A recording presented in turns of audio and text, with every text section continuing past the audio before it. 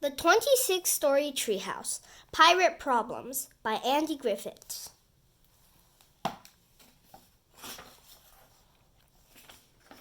Chapter 1. The 26-Story Treehouse. Hi, my name is Andy. This is my friend Terry. We live in a tree. Well, when I say tree, I mean treehouse. And when I say treehouse, I don't just mean any old treehouse. I mean a 26-story treehouse.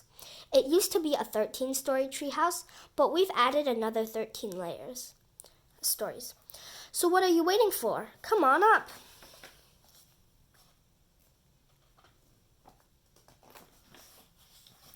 We've added a bumper car rink, a skate ramp with a crocodile pit hazard,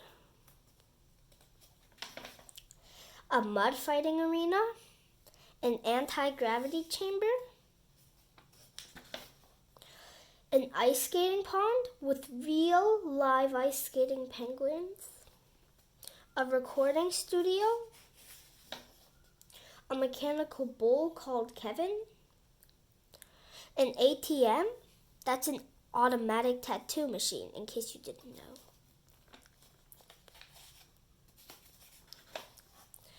An ice cream parlor with 78 flavors run by an ice cream serving robot called Edward Scooperhands.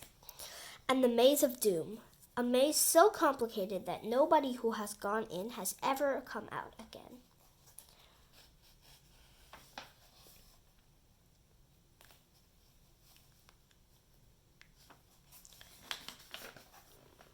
As well as being our home, the treehouse is also where we make books together. I write the words and Terry draws the pictures. As you can see, we've been doing this for quite a while now. Sure, Terry can be a bit annoying at times.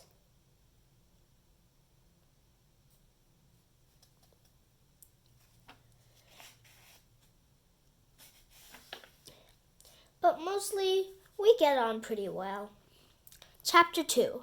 The Story of How We Met.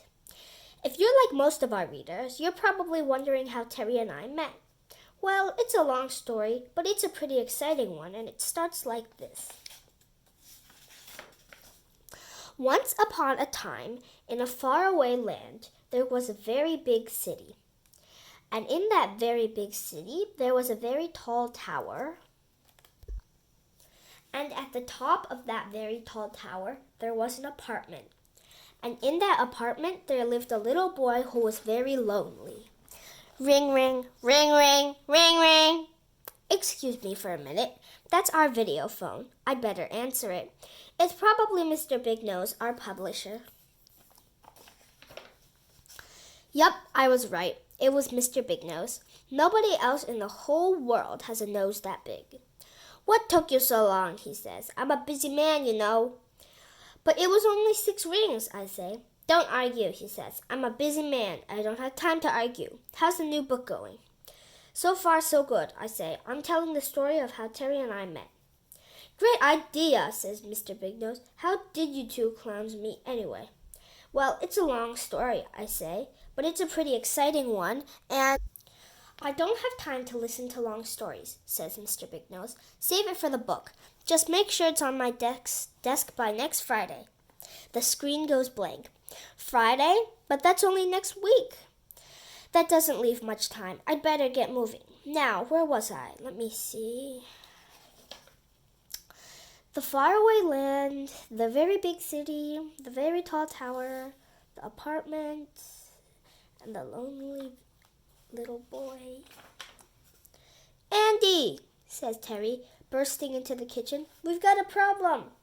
What sort of problems? I say. The sharks are sick. What's the matter with them? They ate my underpants. Chapter 3. Why the sharks ate Terry's underpants. I look at Terry for a minute as I try to understand what he just said. I'm sorry, I say. I must have misheard you. It sounded like you said the sharks ate your underpants. I did say that, says Terry, and now the sharks are really sick. They're just lying at the bottom of the tank and not moving. But why did they eat your underpants, I say? I mean, how did they even get them? Well, he says, I came up with the idea of using a shark tank to wash my underpants. I dangled a dummy over the top of the water, and the sharks thought it was a real person and were jumping all around trying to bite it, and that churned up the water, like a washing machine. So then I put my underpants on the end of the stick and lowered them into the water. But the sharks were jumping around so much, they knocked the underpants off the stick and then they ate them. Now the sharks are just lying on the bottom of the tank and they turn a weird green color. Terry has done some pretty dumb things in the past, but this has got to be the dumbest ever. The top 5 dumbest things Terry has ever done. 5. Put gelatin, lots, in the penguin bath. 4. Rode his horse along the beach and passed the sign that read, Danger, Quicksand. 3. Went rowing with his elephant friend. 2. Took his boa constrictor to a movie. 1. Tried to wash his underpants in the shark tank. What are we going to do, Andy? Says Terry. I'm not sure, I said. If only we knew somebody who loves animals and knows all about them and lives close by so they could get here in a hurry. Yeah, says Terry, somebody like Jill. Yeah, I say, somebody exactly like Jill. Hey, I know, says Terry. Why don't we call Jill? Great idea, I say. In case you don't know who Jill is, she's our neighbor. She lives just on the other side of the forest, and she loves animals and knows all about them. She's got 2 dogs, a goat, 3 horses, 4 goldfish, 1 cow, 6 rabbits, 2 guinea pigs, 1 camel, 1 donkey, and 13 flying cats. Terry leaps up. I'll call her on the video phone right now. But Jill doesn't have a video phone, I say. No problem, says Terry.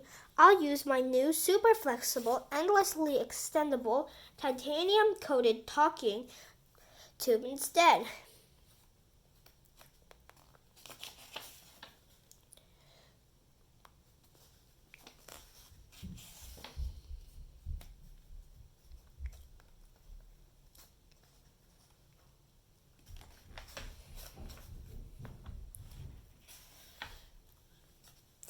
Hey, Jill, says Terry, can you come over right away? I'm kind of busy right now, says Jill. I'm having a tea party with my canaries. But it's urgent, says Terry. The sharks are sick. What's wrong with them, says Jill. They ate my underpants, says Terry. Your underpants, says Jill. Oh, no, how many pairs? 3, says Terry. I hope they were clean, says Jill. Well, no, says Terry. That's the thing, you see. I was trying to wash them. Oh, no, says Jill. I'm on my way. Meet you at the shark tank. Here she is now, says Terry. Wow, I say. That was fast. Yes, says Jill. These flying cats are great. Turning Silky into a canary was the best thing you ever did, Terry. Unlike feeding your underpants to the sharks, which has got to be pretty much the worst. Jill peers into the tank. The poor thing, she says. I better get in and take a closer look. We watch as Jill and her cats dive into the tank and get to work. She tries aquapuncture, dorsal fin massage, guided meditation, shark aerobics, and motivational movies, but nothing seems to work.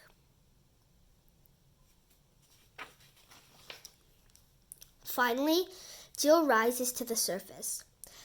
They're definitely the sickest sharks I've ever seen, she says. They're so sick, in fact, that I'm going to have to operate. Operate? I say.